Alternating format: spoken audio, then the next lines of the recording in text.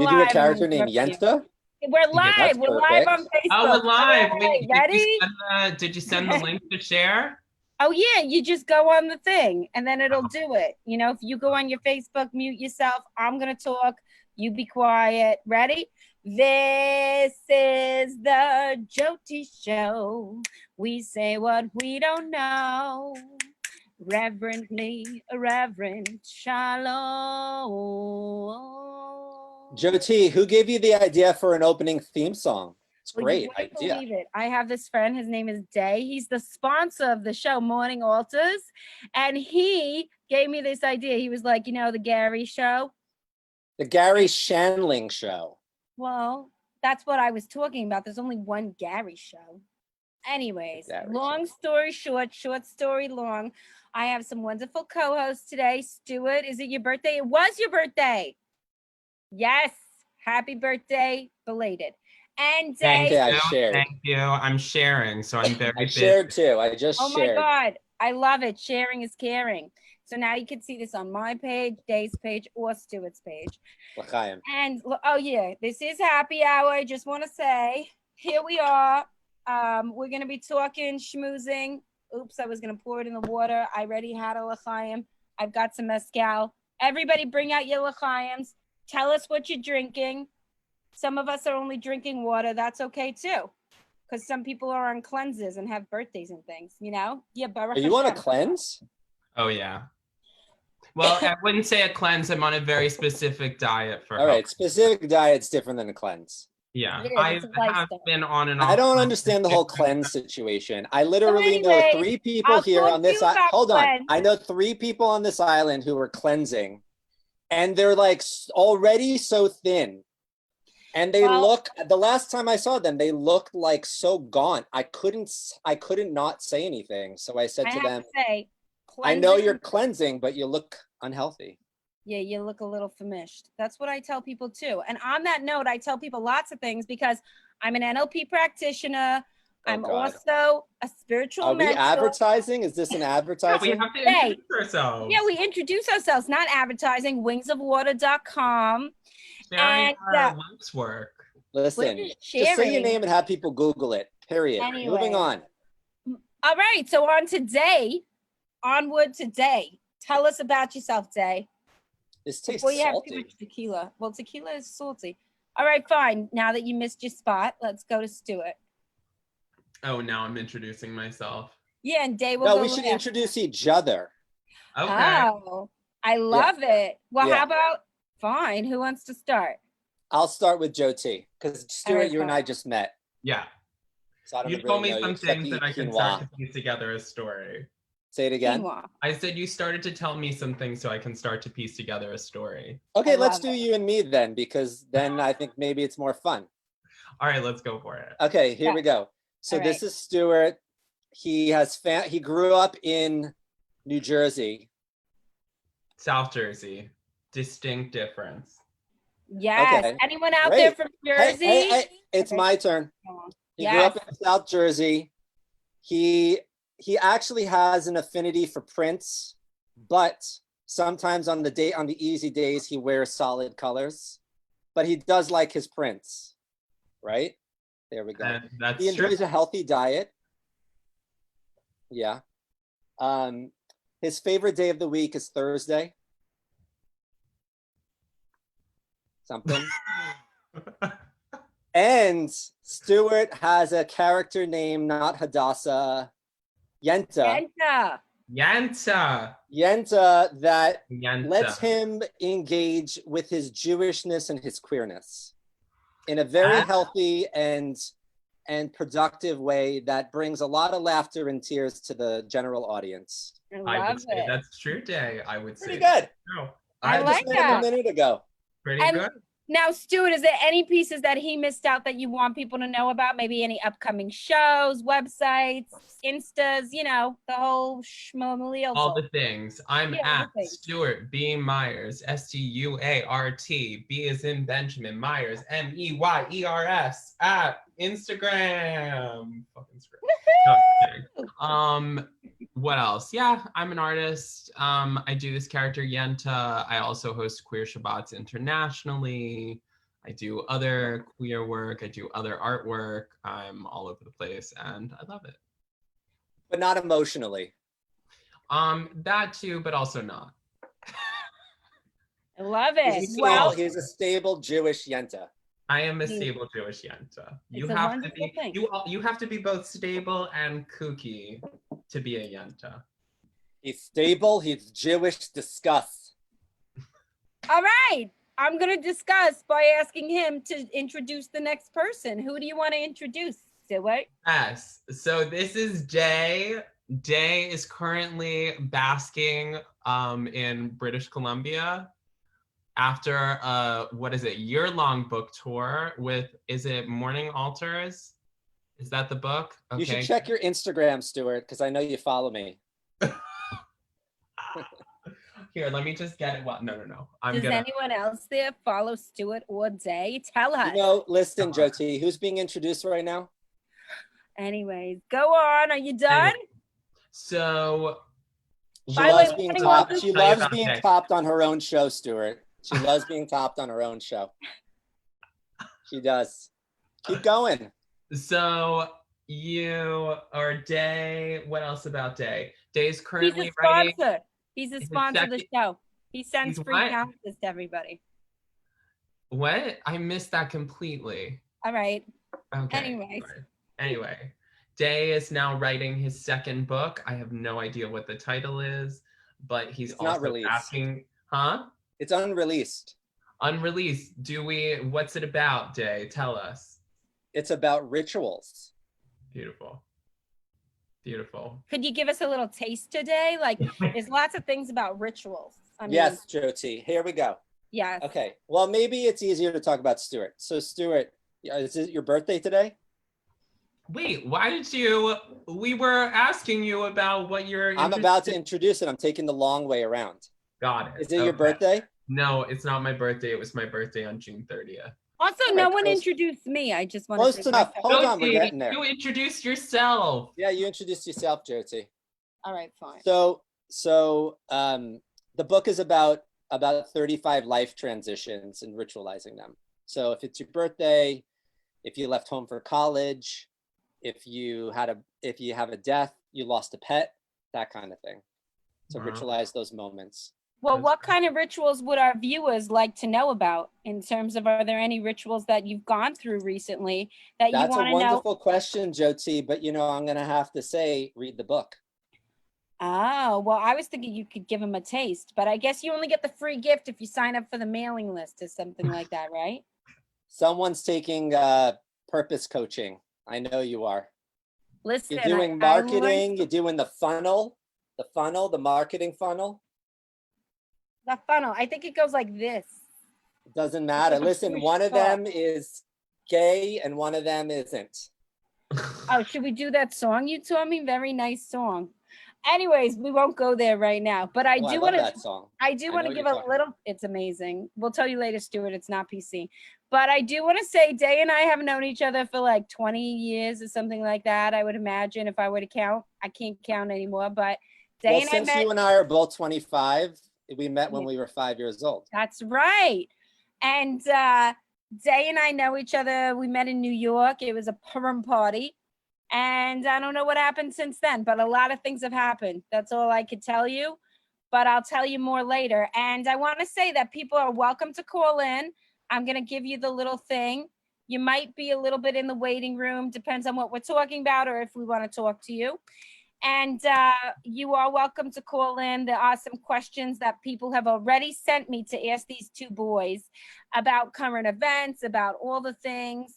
And I just got to look on my phone. In the meantime, what do you guys have to say about current events in general right now? Anything in particular stand out to you? That's a terrible question. Reframe it. It's terrible. All right. What do you guys think about life? Listen. Be specific. Now, I'm looking for a photo of you and me from 2005, by the way. Fine. Listen, Stuart, I'm going to ask you, you're a more forgiving audience and a more forgiving co-host. Stuart, if there was any current event issue that's most important to you at this moment, either it's giving you Schildkret in the Genektigezoin, or you want to throw up, something that has a very strong sensation or it makes you want to fight. Which current event do you think about? Well, I think that I'm still very much processing how to be anti-racist. I think that's really where I'm at right now, and how to be in conversation with people that I don't necessarily agree with at least when we enter into a conversation, how to have conversations, how to have dialogues. And so it's obviously related to current events, but I wouldn't say it's necessarily current events. Well, maybe you could explain that it is current events. And also, like, when you explain that, when you say being in conversation with somebody who has a very different opinion than you, could you give an example of that? Like, what do you mean by that? Oh, yeah, of course. I mean, I think a lot of us around the country, could say world, are entering into conversations around racism and all of the different facets of how that's expressing itself through our current systems, and ending up in conversations that are really going, like, they're spinning conversations. And so, people are coming in with their viewpoints and are deciding that it's one way, and then another person's going, it's actually another way, and going like this. And obviously people who are anti-racist feel that they're right, but also people who are not practicing anti-racist work also feel that they're right. And I mean, there's a lot to go into there, but I think personally, if you're asking me where I am right now, I think that's what I'm contending with. I'm on board. To be like super serious and just like right there in the pocket of it. I mean, let's get real about the pocket that we're in right now, which is like, it is a very serious issue that's coming, up right now, like these uprisings that are going on in the street. There's so much to say, and as a white-bodied person, I feel hesitant saying too much, quite honestly, as I examine my own whiteness. And I also feel like it's the most important thing to be doing right now, is to be examining my own whiteness and to be looking at it and recognizing, like, how I've been swimming.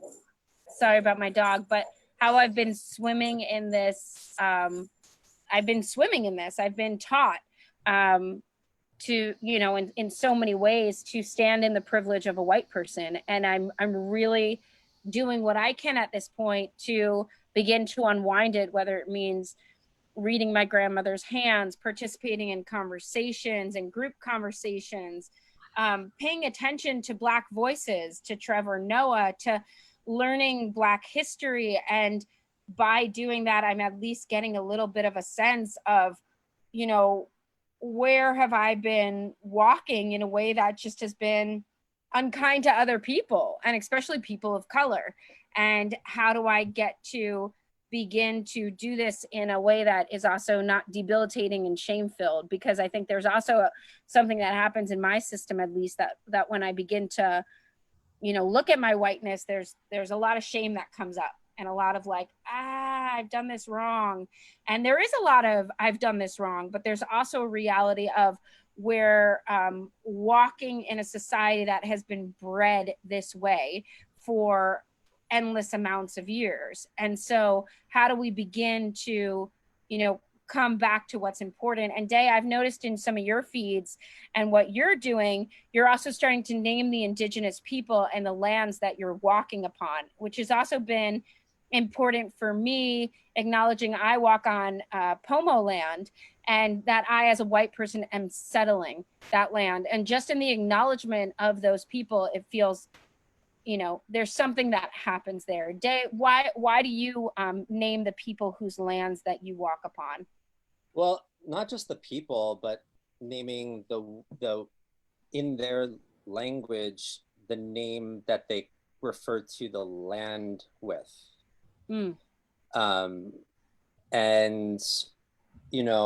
I think the the lesson for me is around hospitality and how to, like, what does it actually mean to be a guest anywhere, but especially in a place. So I'm in, as Stuart was saying, I'm in British Columbia right now, and I'm in a place called, that is referred to in the settler language as Salt Spring Island in English. A variety, I'd say 3 to 4 known tribes claim heritage and origin in this place. But right down the street is a First Nations reserve that is claimed and tended to by the Sault Nation, who are one of the people who lay claims to this island. And they call this place Winanech in their Sinchothan language. And so whenever I mean, many different times in the day, I'm greeting the place, and I'm doing my best to try and greet the place in their language. And so to learn, it's like if you travel anywhere in the world, you know, like it's pretty common courtesy to just like learn how to say like hello, goodbye, thank you, where's the bathroom. So, you know, it is a pretty good act of hospitality to first and foremost, like realize you're a guest. That's like the number one rule of hospitality is like, don't walk into someone else's fucking home and think you're the host. Bad hospitality. Second rule of hospitality, learn the customs and cultures of the place, of the people that you're visiting. Mm-hmm. And so, you know, I work a lot with land-based art. And so I visit a lot of places, and this is the longest I've been in someplace in a few years. And so it's good hospitality to learn the language and both the seen and unseen, human and greater than human hosts of the place. And so I make it a custom to, in many other ways, but once a day, I tend to go into the reserve and to just acknowledge before I enter onto the trail, like to say thank you, to say hello, you know, just common courtesy stuff, to acknowledge my hosts and say thank you for, you know, letting me be a guest here. And like, it doesn't have to be super conceptual, but I think it's a practice of just like recognizing my own, and I don't say this with a lot of pride, but recognizing my own and my people's forced homelessness throughout the last, you know, 2,000 years. Or, you know, 1,800 years. And when you in say, that, huh? When you say your people, who do you mean specifically? Oh, Jews. Okay. Just wanted to yeah, Jews. And so, you know, my family happened to find our way to North America about 4 generations ago. And you know, I was talking to my grandma actually yesterday and just being like, isn't it a thing to wonder about, grandma, like how much has changed in your lifetime? Like how, like when you were a kid, your mother was an immigrant, you know, like she came from the old, what we called the old world, which is such an insane way of talking about it. But anyway, she comes from the old world and spoke a totally different language and totally different way of relating to food and to people and to village. And she took a fucking boat pretty much by herself as a child across the fucking Atlantic where there's no guarantee of like any survival, and arrived in New York in a completely different culture, completely different language, completely different understanding of life, and basically had to adjust and did not do a great job, by the way. You know, my grandma tells me that my great grandmother had like depression, you know. And you know, probably that was a big part of it, is that she took the brunt of the transition from Europe or from Russia to America. And so over the last, you know, 3 generations, like it's been, you know, we've become white basically, and which was not the case 3-4 generations ago. And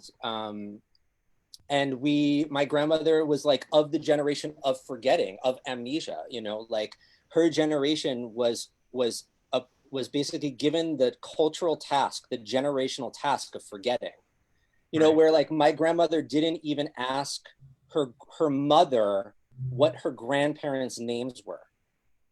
because they were in the old world. And so it was all future focused and assimilation focused.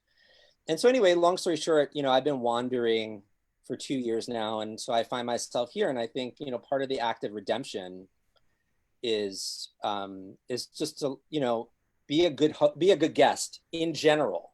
Yeah.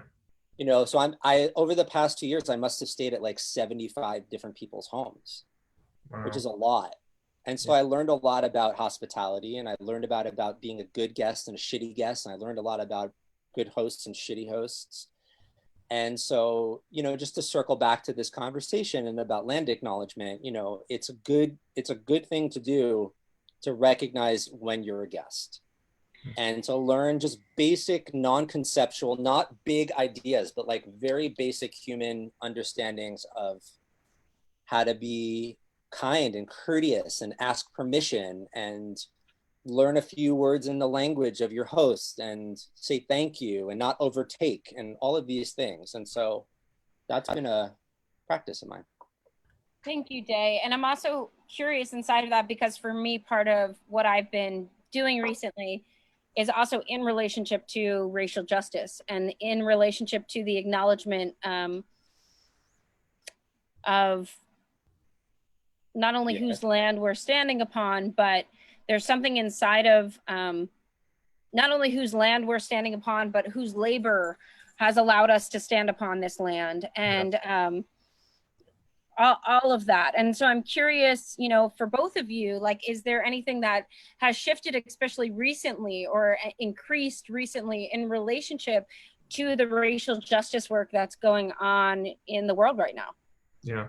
I want to rewind for 1 second, and then definitely to come back to that, because Day, and something that you're talking about, I'm really experiencing right now, is having these conversations within Jewish community and what that means, and to have such a recent history of having come here and of making life and of taking advantage of, and both in beautiful ways and also obviously in problematic ways, taking advantage of opportunity and growing what has become what we know as the United States, at least at this point now, within the last century or so. And, I think a good way to, as a Jewish person, whatever generation you're in this kind of American project of Judaism, is to understand that because we have taken this journey, we have some understanding of how difficult it was and how problematic, you express about your great grandmother having depression, and that also, and maybe even more importantly, that we are also a part of a project of assimilation, even though we have enormously benefited from that, and that our identities have been stripped away. And we've benefited, and we've been, just to add to that, like, we've benefited and we've become impoverished at the same time. For sure, especially spiritually and culturally. I absolutely agree. And that's, where have we benefited from? Where have we benefited? We've benefited economically. However, I just have to say, there's a lot more ways as white-skinned people that we've benefited. Oh, for sure. Of course. For sure. But yes, absolutely. And however, I think a lot of it ties back to economics. Yeah. And so that said, I think there is a gap that isn't often inherently addressed. And that is that even in a process of leaving lands which were,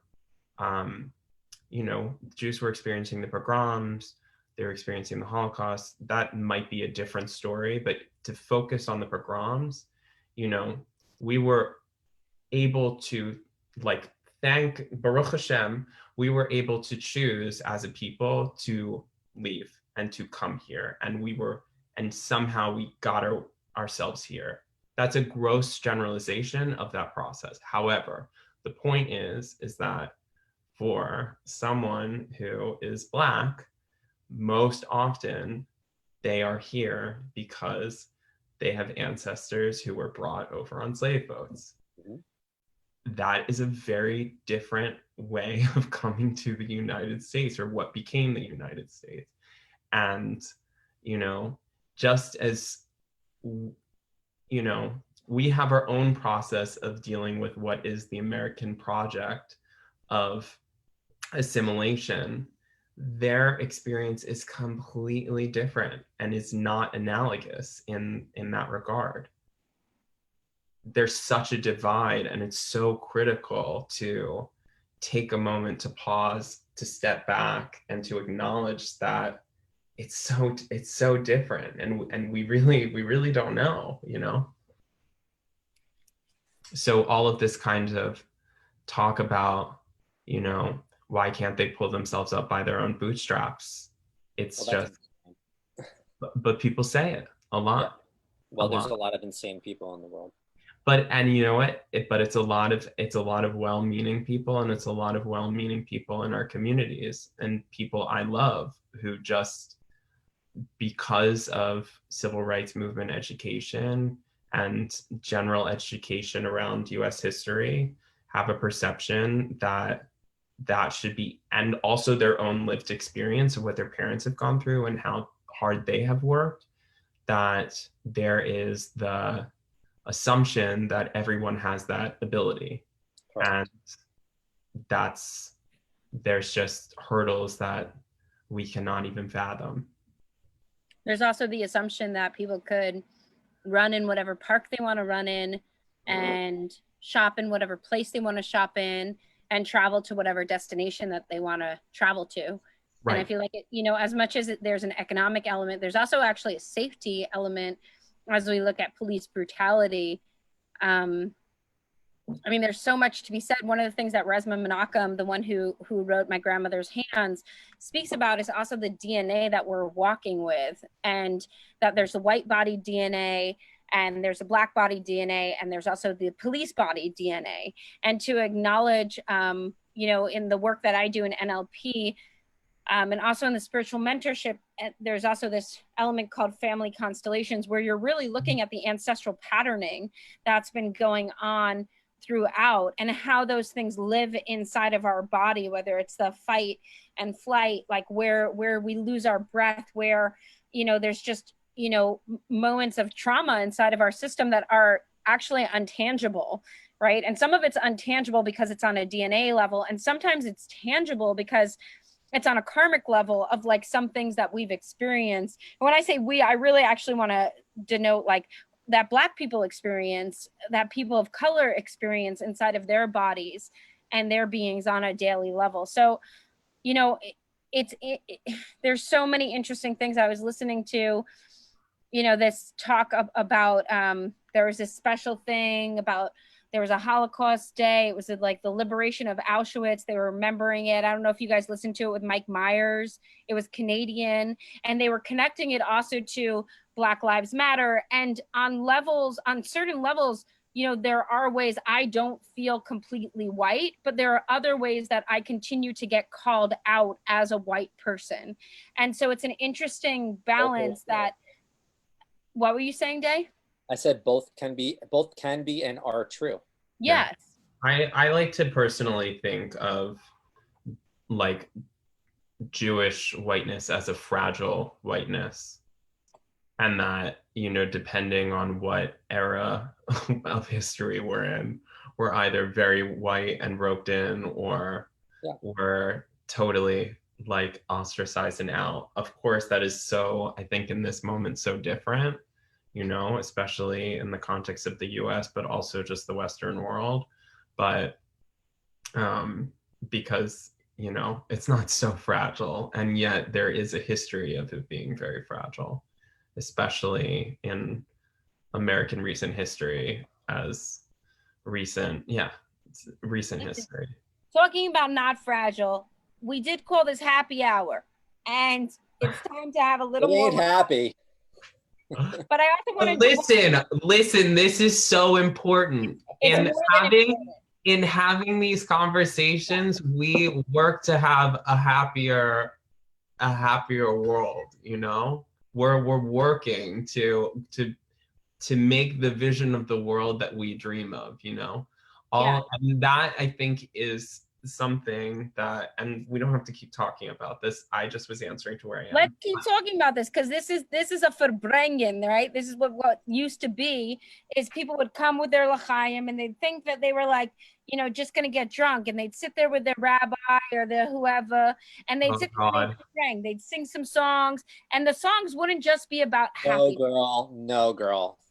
Hold on, let me finish my thought, okay? I'm not in some kinky Orthodox fantasy right now about sitting with the rabbi. Listen, maybe that's where you go when I talk about verbrengen, but for me, when I talk about a verbrengen, now. Somebody says you're wearing an amazing hat. Brad Wolf, just tilted just right. Brad, call me. It's been too long. Clearly. Jesus Anyways, Christ. long story short, is the verbrengen, you don't just sit there. It's not an actual happy hour. It's like, let's sing the kishkis, the songs of yai diddy die, diddy die, yai diddy die, die, die, and diddy die. Diddy die, yai diddy die, diddy die, diddy die, diddy die, yai diddy die, diddy die, diddy die. Wait, I was making an important point and now I don't even remember what it was. I want to say the point that I think you were making is that what we were talking about was actually really essential and important. And I'm not trying to close the conversation. No, I was saying no. Wait, before you do, I just want to acknowledge, Brad, that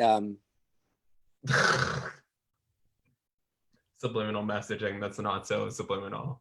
I was saying, what I was saying, and this is important. It's not that these conversations are important. What I am grappling with, and I think what is so important about, I have a cute hat I'll put on soon. But I'm listening. I love that one. Thanks.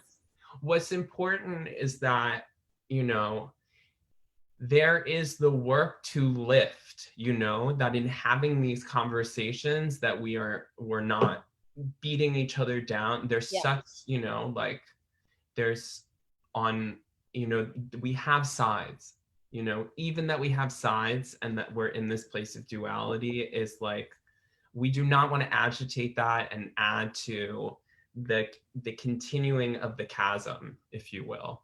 It's important to, you know, my teacher has been talking about this with me and I have some resistance, but also I think it's so important is that what we're trying to do is like spark the divine in the other person. And we're trying to bring all of us into a collective vision of what's the world that we want to see. And it can be so complicated for us to collectively get there because there's so much crap we have to swat out of the way. But I think, The schmutz. All the schmutz. And the mishigas that people put on top of themselves. Get the oil with the schmutz, forget about it. But it's so like, that's a big part of like the spiritual work of it all. It's like how like, and it's not even about finding solutions because we have so many solutions. There's so many people that are doing incredible work who know what's up and like know what we should do and we should listen. In our dealings, especially as white Jewish people, it's about gaining, for myself at least, it's about like getting into this, having finesse, developing finesse in how we talk to each other and and talk to each other in places where it feels like it's a bit craggier. And I feel really deeply in that work right now. And I think it's a mitzvah. It's a mitzvah. In all the senses of the words. It's a commandment. It's a mazel. It's a tov. It's a shalom.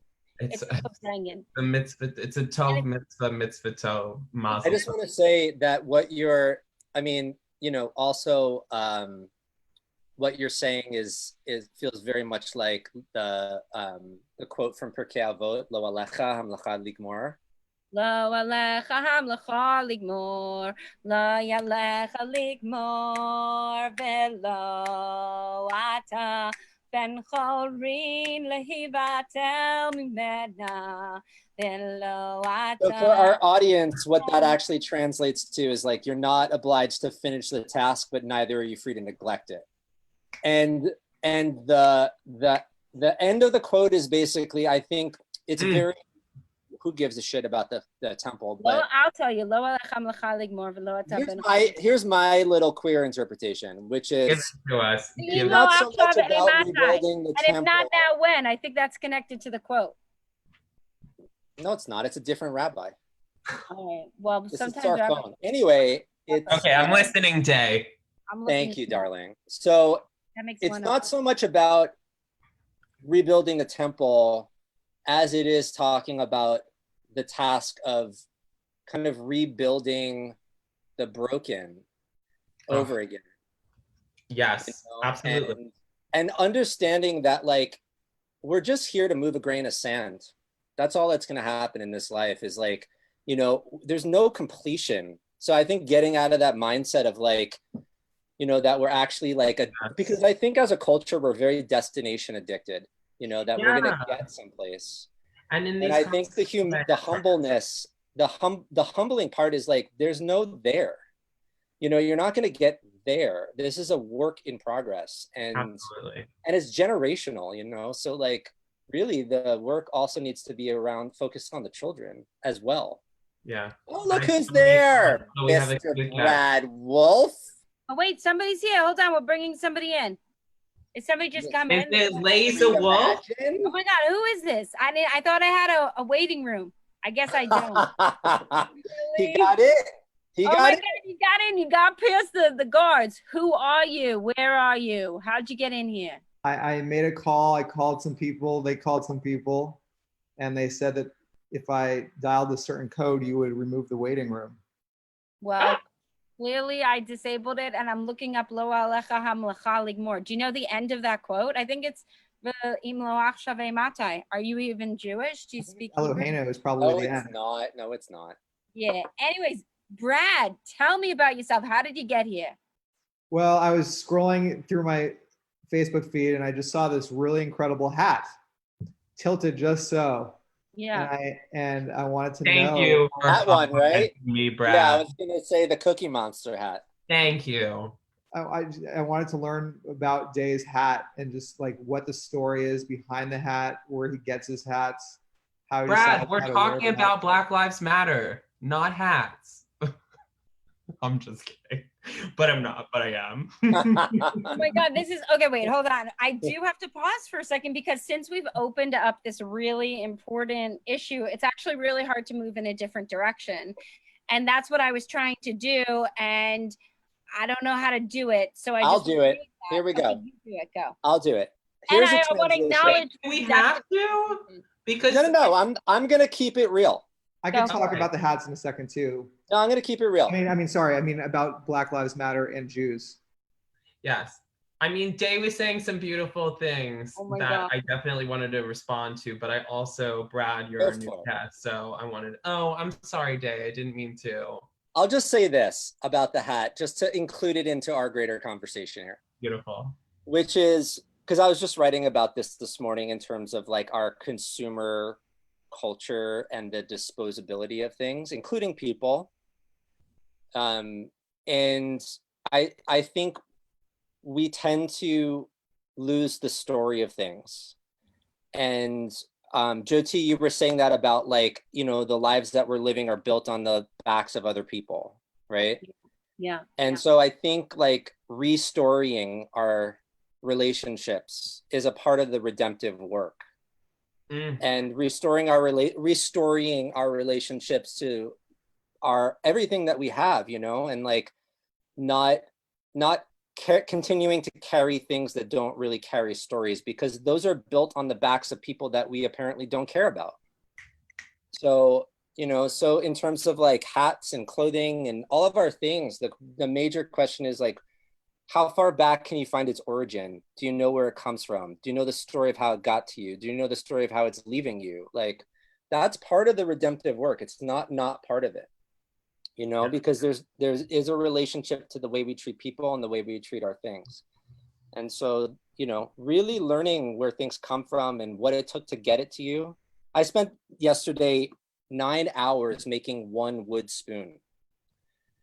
You know, Why? because I want to learn how to do that. And I wanted to learn just where one spoon came from, the tree it came from. I wanted to learn how to, like, I wanted to learn where the metal of the axe came from. I wanted to learn how to use the axe against the tree. I wanted to learn how to blister my fingers and bleed and make something, and to have one spoon where I knew the story of where it came from, where it grew, who maybe even who planted the tree, you know. And I think there's something very redemptive about that. I also just want to say Hey, that Brad wanted to say something. Yeah, Brad, we vote for Brad. Okay, I'm going to let Brad literally talk in a minute, but I do want to acknowledge the fact that there is a stumbling in my system that feels important to acknowledge, because there is a way that we can relate Black Lives Matter to other things, but it also reminds me of All Lives Matter, and it feels important to acknowledge the depth of what we're talking about and the fullness of the fact that we don't know. And I'm sure that that there's ways that we've stumbled, and that there's other things that I also wanted to discuss today. And this feels like a very fragile topic. So I want to say that, you know what I'm saying, Brad? You seem to be knowing. No, I hear you. And I think Dave's point about that is really right on. I mean, it just so happens, I mean, not to come into the show and then, first of all, thanks for having me. I don't even know what I stumbled into, but I'm really glad to be here. Wait, who are you? Where do you live? What's going on here? I'm calling from San Francisco, and I run an organization that Day has been involved in for a number of years called Reimagine End of Life, which tries to restory the experience of our endings and our beginnings and how that all relates. And honestly, prior to Reimagine, I had worked on an initiative, Day, to your point, called Backlight.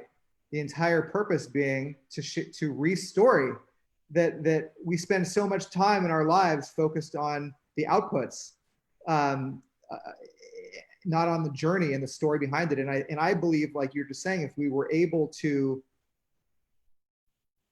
connect around why and the context that shapes all of us, we would realize the similarities that we have and the differences, but have more respect for both.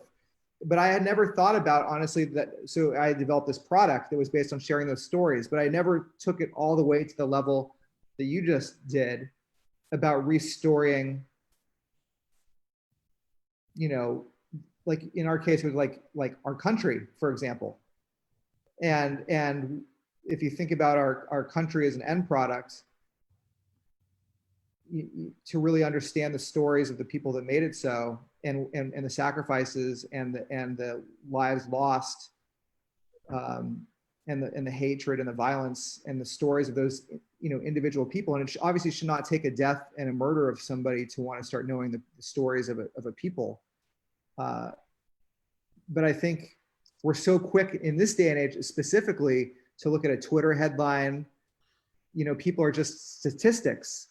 And I guess what was powerful about the video was we could see a bit of a story unfold. There's obviously so much more behind those stories that need to be told. And I think if that's the one thing that we can get from this moment, to listen to each other's stories, to listen to the story specifically of Black people in this country, and really listen, and maybe not just listen, but hear. And maybe those are two different things. I'm not sure which is which. But it feels like the stories have been there all the time, but we don't pay attention to the stories. Or when I say I'm talking about white Americans. And so I don't know, I love that idea, Day. And I think that, you know, right now I'm trying to think about how we can create more understanding, and what does that take? And I know people do consume things, you know, in story form. That's how our minds as humans work best. Yeah. So how do we tell those stories? What is it going to take? Well, why don't you tell us the story about the hat? Why did you talk about the hat? I feel like I mean we can talk about the hat. I wanna I first of all, Brad, I think that was beautiful. The work that you're doing in the world is amazing. Thank you. I can let you guys go too. I just want to say, I mean, I love Dave's hat and I love this conversation, and I think you should not interrupt the conversation for Dave's hat. That was more, again, just a visual.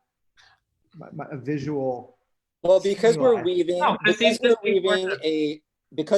a complex tapestry here, I do want to just raise you up real quick, Brad, and praise your work in the world and how important and a part of this redemptive cultural conversation learning endings are, and just the good work that you're doing by helping to bring all communities that are interested in working with you together to reimagine end of life and to reimagine a different relationship with death and dying that is not phobic and fear-based. And so you're a beautiful being, and you're a mensch, and you're taken, I think, so you're not on the market, and you are. Is that true? You still taken? Yeah. But listen, if you weren't, I'd grab you in a second. Oh, I would be honored to be grabbed by Day.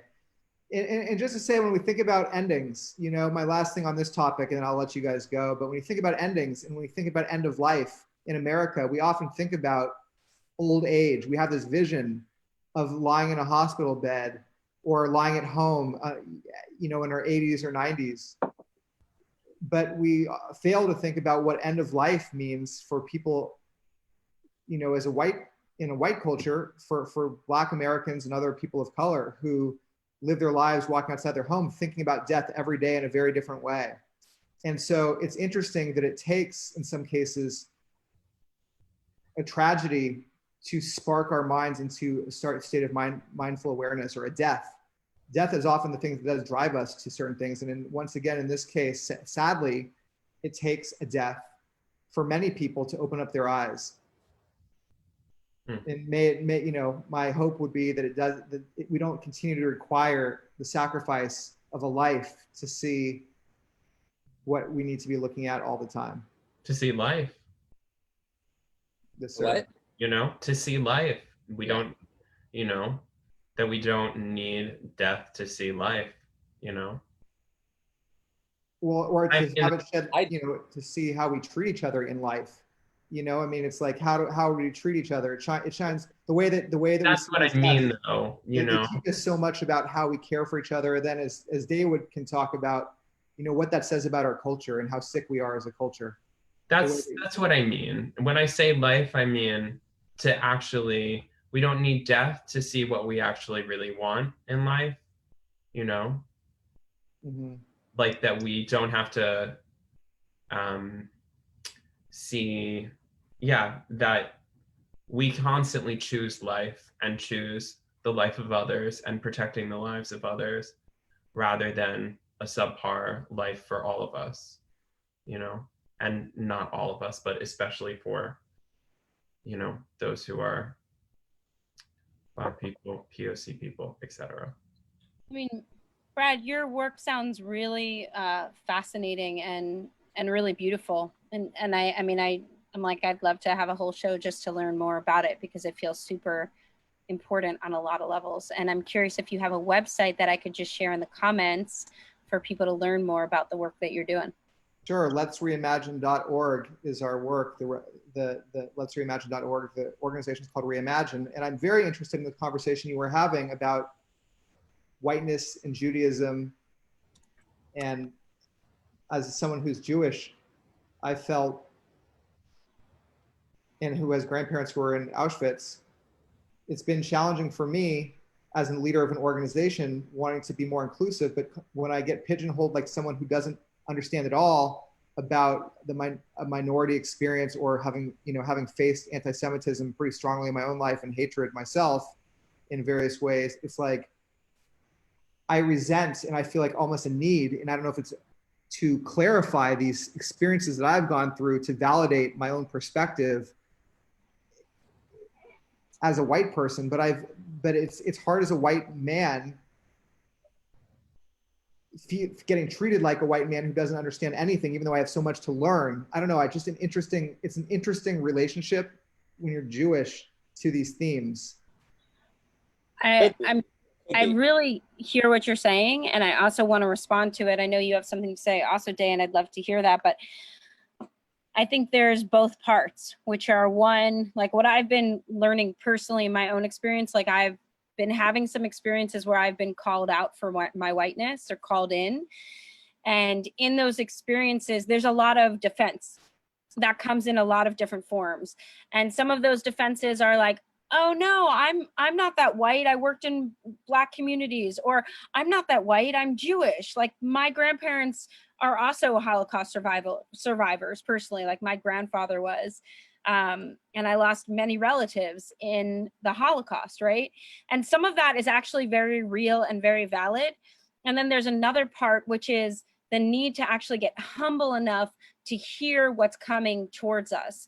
Because one of the things that I continue to learn in my untangling and unfolding and unwinding of my whiteness, it's kind of similar to patriarchy. There's ways that we've been taught to own this privilege and we don't even know what that means. And so the first step that I'm acknowledging is like, I need to just say sorry and not be in this place of like, but you don't understand me. Because one of the things that I continue to learn, like I was called out a couple times, but one of the times I was called out, I just realized I just had to say sorry. My friend was like, I can't be friends with you anymore. And I was like super hurt and going through a lot of experiences. And I was like, it's not my turn to put the emotional weight on that person and give them my story. It is my turn in my whiteness and what I'm working with to actually step back and say sorry. And those stories of like, yes, I'm Jewish, and yes, there's stuff that's happened to us are important. And why don't you say that out loud? I'm not seeing it. I was just saying, I totally understand. I definitely agree with you, everything you're saying right now, especially okay. when I hear it from a Black person. Yeah. I don't know, but when it's other white people, there's like all of a sudden almost like this this culture of like, yes, I don't know, it's just this weird kind of culture of like, and I made any more reading about the white guilt that people have that then manifests in almost like a reverse racism that I felt in certain instances that I'm trying to explore, and how we treat each other. And like, but I don't know, I'm just noticing in my own self, my own kind of what you're saying, what's coming up for me and wanting to do that and questioning whether or not and when, if that is appropriate to share or to, to humbly submit versus share your own experience. I mean, context matters so much for everybody. I don't know. That's all I can say about that right now. So I agree with what you said, and it's hard to lose friends over these things. Yeah. I mean, I think, that's what I was trying to speak to before, especially I think that a lot of the issues, around these conversations are within white people, the relationship between white people talking to white people.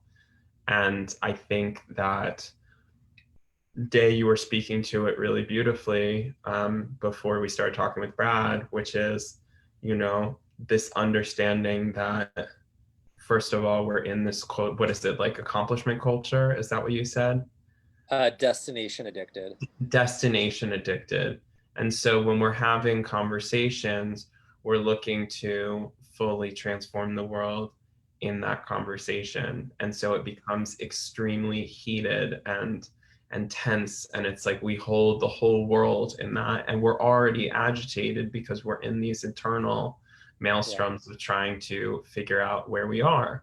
And to build on that, Stuart, just to build on that thought and then continue, like, destination addiction has many different siblings, and one of them also is a fear of failing, and that translates to a real fear or inability to learn. And to learn, you've got to make a shit ton of mistakes. It's the only way to learn, but we are in such a competent addicted culture that people are very scared to make mistakes. And also that's connected to a conversation on cancel culture. Like there's real consequences to people making mistakes, but it's the only way to learn. And we have to model a capacity to make mistakes so that we can learn. It should not be treated as if it's a crime. It should be treated with encouragement. But that is also connected to a whole other conversation about the loss of elders in our culture, that we don't really have elders modeling for us what it's like to encourage failure, to take risk and encourage failure so that we can learn. And so all of these things are connected, of course, to capitalism, and it's all connected to the story. So the redemptive way out of that we can be encouraging of each other while having these hard conversations, is like, your failure is welcome with me. Like, as long as you hold yourself accountable. Yeah, well, I think we have to hold each other accountable too. And well, yeah, right. But obviously, in saying that, I'm holding someone accountability, I think, is extremely important. Absolutely. Yeah. Yeah. Absolutely. And that's another part of the conversation too. Right. They're not, look, we're having, as you can tell, we're having 25 conversations at the same time because they're all tied together, you know, and like when one thread comes out, there's 3 other threads that are like wanting to be tied together to that thread. And so, yeah, of course, that's part of the conversation. We have to hold, it's like it's the real definition of ambivalence, is a capacity to hold many opposing things at the same time. Right. And so failure and accountability are 2 things that seem like they could be held separately, but can actually be held at the same time. You can fail and be held accountable. But just to bring it back as well to another point that you said, and I think this was the second part of what I was saying, is that, talking about the rebuilding of the temple, to take it back to Jewish land, remind me exactly what you said. You said the temple. What is the temple? You said the temple. The translation is like, may the temple be speedily rebuilt in our days. I think that's the. And then you had said you had said that the temple was something else. And what did you say that was? I said it's the brokenness. The brokenness. So what I want to say is that, we're going over time. Okay, I'm gonna finish. The Virgo. I just wanted to know if I think this is an important convo. I just wanted to make sure you all have time. Let's keep going until the steam runs out. I'm at the very least gonna finish this thought. And the thought is that I think a huge part of repairing the brokenness is coming back to the body.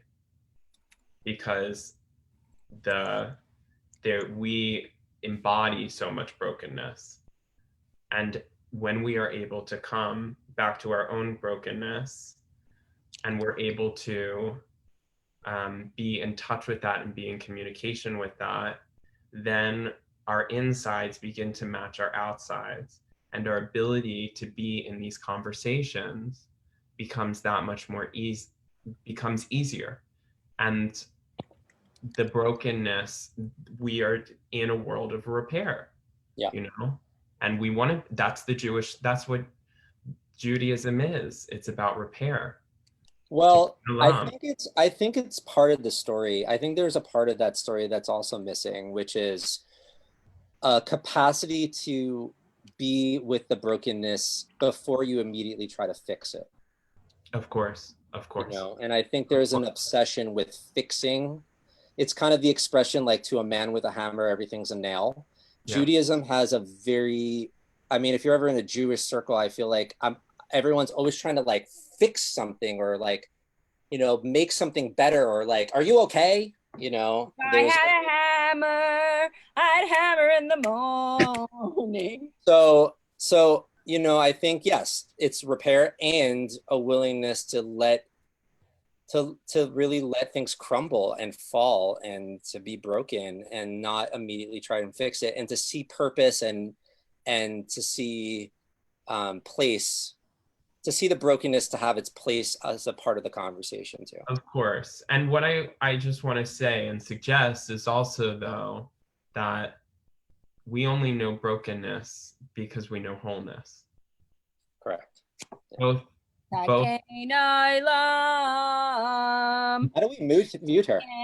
Anyone? You know that song? I do want to say, I always feel like I'm at Yom Kippur with Joti on this call. It's always Yom Kippur with Joti on the Joti Show. That's the next podcast, Joe. We're going to market it. Yom Kippur with Joti Levy. Every day is Yom Kippur. Every day of the week, it's Yom Kippur. Every day is Yom Kippur. I do want to say... You're judged is the tagline. What'd you say? The tag of the show is you're judged. And if you're not, I am. So if you don't judge you, I'll judge you. Right. So yes, this is the Joti Show. I do want to say we are wrapping up. Yes, Brad, you win. You win a free calendar from Morning Altars, our sponsor. Wait, I want a free calendar from Morning Altars. I already have a free. You gotta join the Instagram community first, Stuart. Oh my God. Okay, wait. This is the moment where we get to shamelessly say our things. Wait. Before we rack up, can we just close the loop and a few loops and just say, like, I wasn't expecting this, and neither was I. And my fault. Sorry. Good job. And it's good to share that space with you guys. Yeah, I agree, and I love, Brad, that you got on the call. And now you're part of our crew. I don't know what this is or where I am, but I'm very glad to be here. And I'm not just talking about the show. Love that for you. Love that for you. All of us are trying to figure that out. Listen, first of all, you're on the happy hour version of the Joti Show. I haven't had a drink in a long time. Clearly, this is happy hour Jewish version where we fabrang, and it's not necessarily happy. We're just bringing it all to the table with a l'chaim. So, I've got l'chaim, but it's closed. Brad, have you fabranged in a long time? No, eat some hot sauce. I got to know. I can't with that. I fabrang at least twice a day. What I do want to say, though, in terms of there were so many important points, and I'm actually really grateful to be talking about this. Because I know it's messy, and there's something inside of me and my whiteness that doesn't like to present things that are messy. So I just want to say that. And also, I think that the untangling we're going through in terms of Black Lives Matter and the uprisings that are going on in the street feel essential and important to the great turning that I truly believe, and so many elders are speaking of, that are going on right now. And the way that what Dave's talking about, of being willing to make mistakes, which is such a big part of Morning Altars and this non-permanent art, and Stuart in his improv, and what you're saying, Brad, in terms of how it's bringing up your own Jewishness and sort of inside of white circles. I say l'chaim and amen to that, because it feels like the untangling that's going on is like, let's get out of this white persona of like destination mentality or solution mentality, and wake up to the fact that things are actually not okay, and be willing to actually speak. Like, that is a big part of the conversations that I'm experiencing in groups where it's super uncomfortable. I'm like, I'm used to showing my dirty laundry with one person, not in a group. That's not what I do. And I, whatever, have my story of like, I grew up, pretty poor and Jewish, and like lived in a rural town and had anti-Semitism and all that schmutz, right?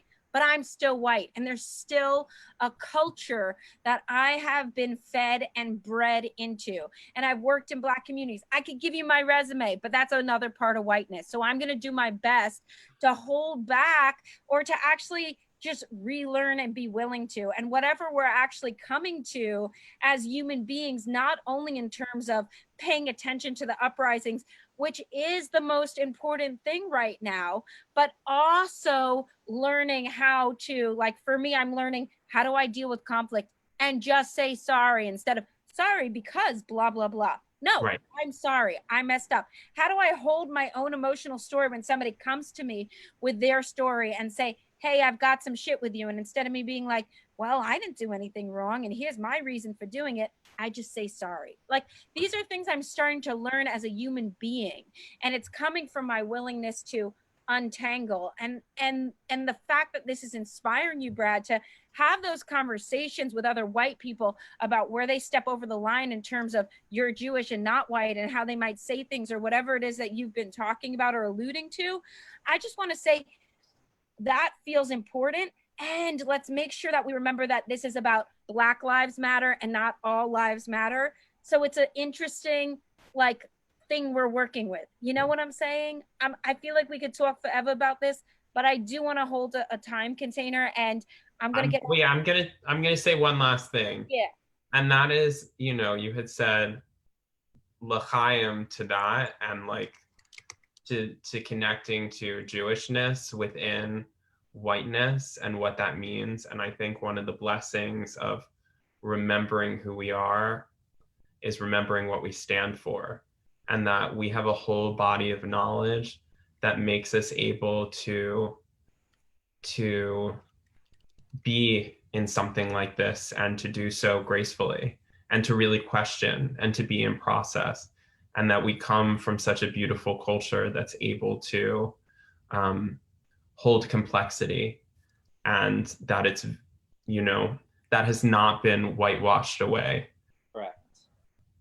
And that's beautiful. And that's a blessing that we remember that even more so now. And always. Yeah. Amen. So. Yeah, and the real possibility that our own culture can be re-enlivened in this United States of amnesia. I pledge allegiance. Because I wish I knew that when I was in like grade school. It would have been really fun. I pledge allegiance. All right, go on. Yeah. Well, it's just, you know, it's done a number on our people here, as it has on many people. And it's, you know, at least in my family, it's saved us as well. So it's many things, you know, but I think in terms of like the richness of what my family and maybe yours had 5 generations ago is significantly diminished of what we carry. And yet there's a way of employing the poverties of our time to both remember and listen to those that have been to remember and listen to Black people and Indigenous people and people of color, at the same time do the redemptive work of remembering the wealth of our own culture and reviving that in this place. Absolutely. Baruch Hashem. Lo alecha or whoever. Or whoever. Amen. Whoever. So, right, let's close this shit. And a little woman. Let's close this shit. I need to get outside. Listen, I gotta instead of in front of this stupid thing. All right, listen. Love that for you. Do our little theme song. I want to say that this conversation is not complete, and the incompletion of it is lo alecha hamlacha ligmor velo ata ben chorin lehivatel mimena. That we cannot finish this work, and we are not.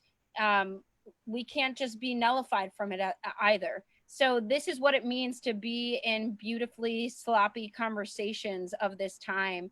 And may we have lots of sloppy seconds. This is the Joti Show. We say what we don't know. Reverently irreverent. Shalom. Goodbye, Facebook.